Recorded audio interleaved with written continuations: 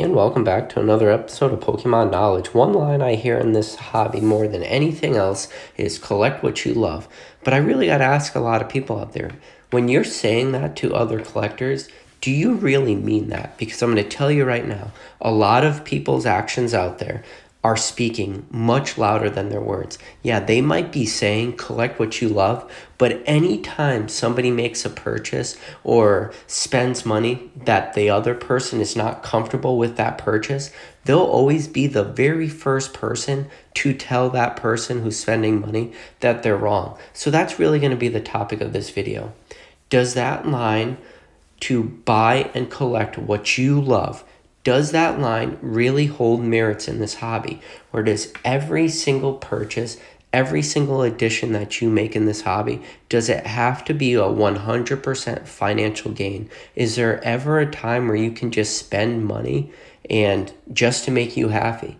What do you do when there's items that are impossible to buy? That are only items that are one of one, that might be a very niche item, that might only have value to you as a collector and nobody else. What do you do in that situation?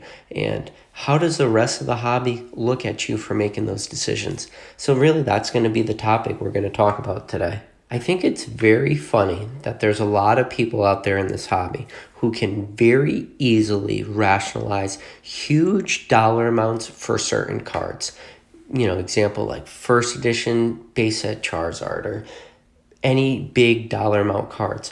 You can have price swings, tens of thousands of dollars, and sometimes people don't even bat an eye to it.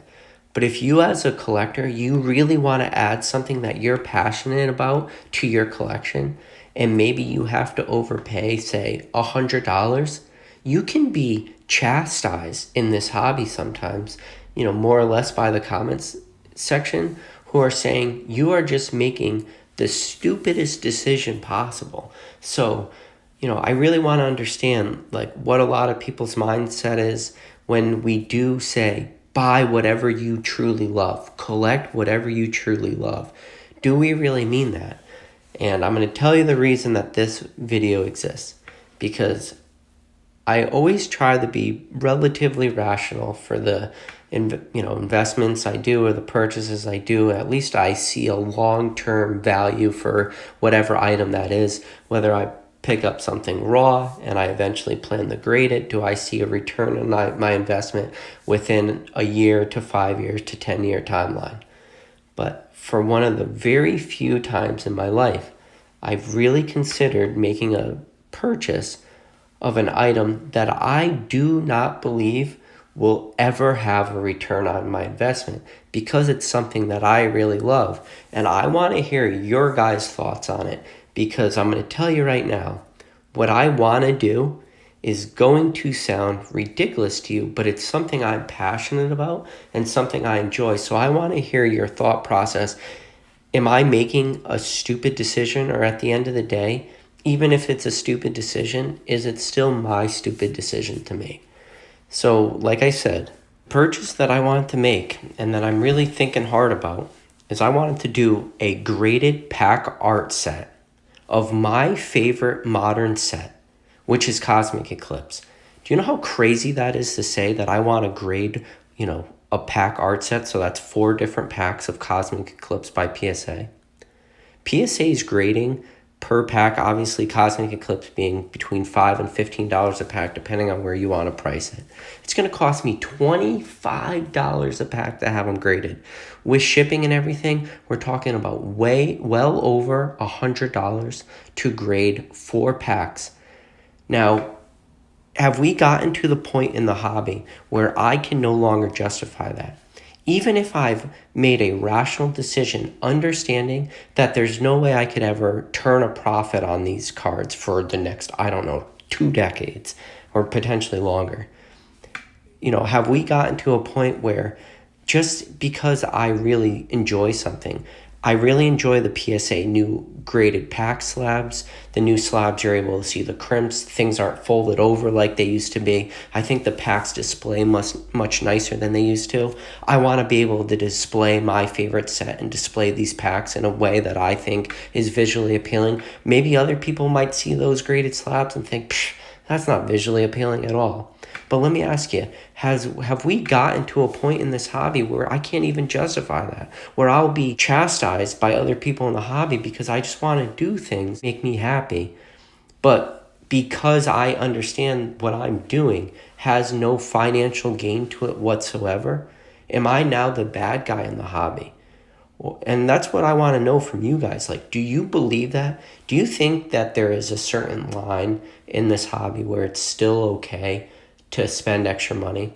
And like I said, you can spend, you could have price fluctuations of tens of thousands of dollars for very high end cards and nobody even bats an eye.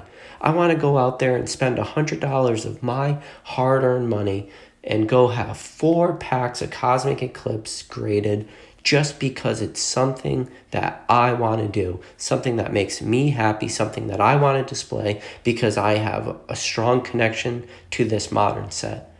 I want to know what you guys think. Have we gotten to the point in the hobby where I'm not even allowed to say that anymore? Or do people actually believe when you say collect what you want?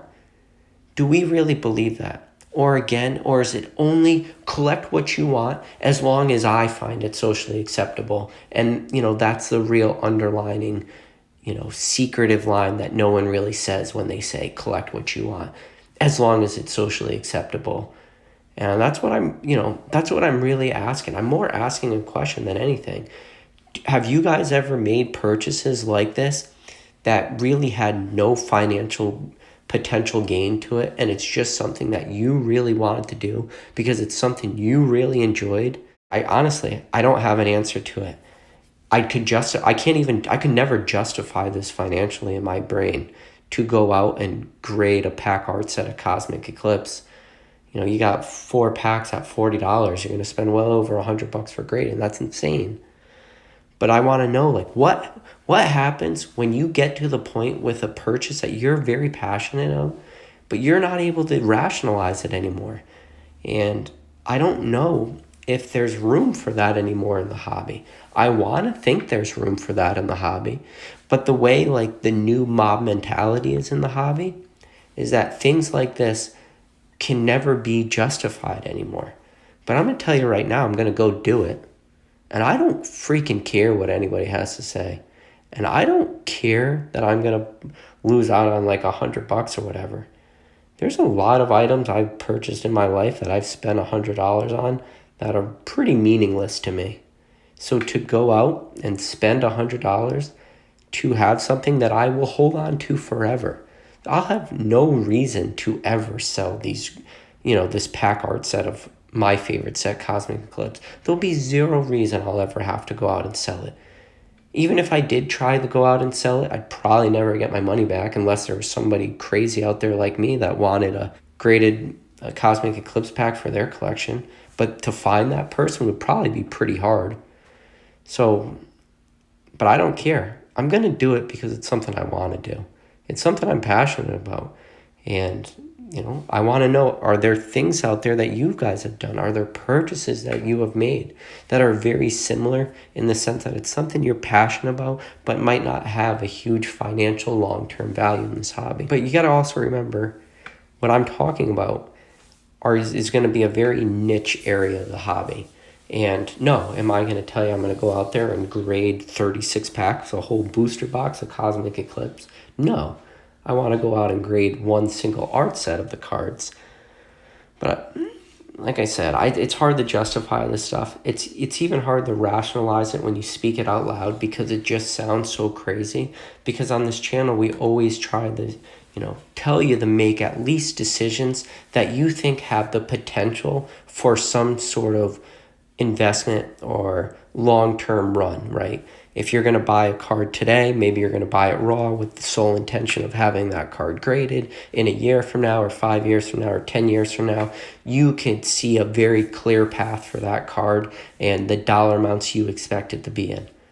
But what do you do when you have an item like a graded pack of Cosmic Eclipse that will never see a return on it, And there's probably not a single person out there that's going to be willing to pay me $50 for a graded slab of a Cosmic Eclipse pack. But again, that pack would never be for sale anyways. So why do I even worry about that? Why am I worrying about that? What has happened in the hobby where having I'm having so much trouble justifying a purchase that I'm personally very passionate about?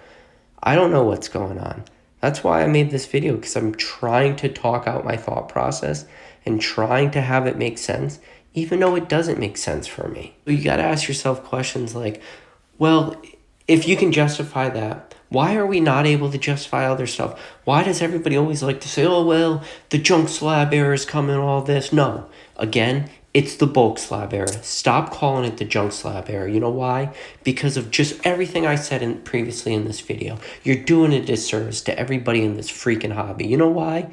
Because if there's people out there that care about certain cards and they don't care, they just want to have them graded, and then there's other people out there willing to be buying them, stop freaking calling them junk slabs. They're not. Guess what? There's a group of people out there who like to collect energy cards because they're trying to complete sets. You know what? Get over it. Just because you're not trying to complete master sets of graded cards for certain sets doesn't mean there's other people out there who aren't trying. So if freaking people want to go out there and pick up energy cards from Expedition or base set, or maybe they're Shadowless Energies or first edition, or they want to get them from the Neo sets or whatever. If there's people out there who want to do it, just let them do it.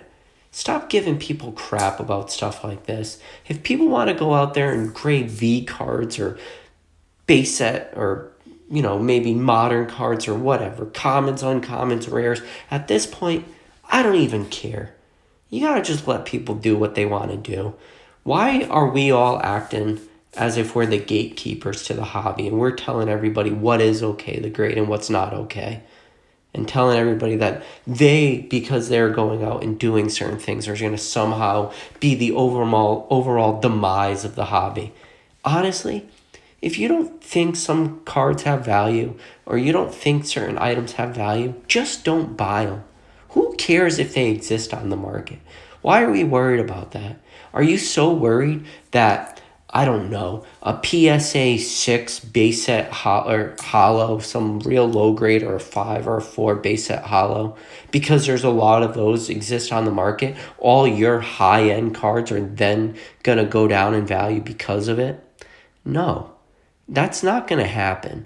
If you have high-end items, PSA 10, stuff like this, they're going to hold premiums forever. It doesn't matter what bulk cards exist on the market at low grades. It doesn't matter. Stop worrying about stuff that shouldn't affect you at all. But yep, see what I just did there? I managed to turn the end of this video into a tangent. But that's all I know how to do, guys. But anyways, listen. If you're new to this channel and you somehow made it to the end of this video, I don't know how you did it, but I'm impressed you did. Hit that subscribe button. Other than that, hit the like button, guys, please. It helps me out a lot, especially with the YouTube algorithm. And guess what? Even if you hit the dislike button, it still helps me with the YouTube algorithm. So joke's on you. And you didn't make it to the end of this video, probably. But other than that, I'll catch you guys on the next video.